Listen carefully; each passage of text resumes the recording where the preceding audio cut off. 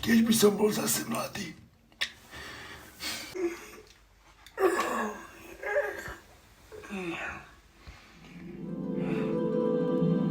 Vitaj, synu.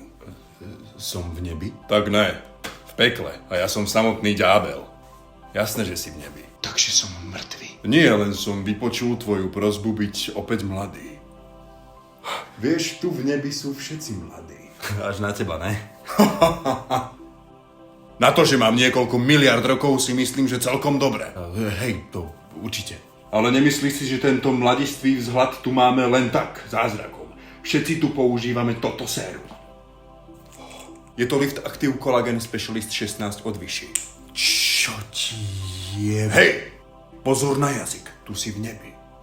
Hej, sorry Bože, ja lenže celú dobu vidím, že tu máš na čele taký pupáčik.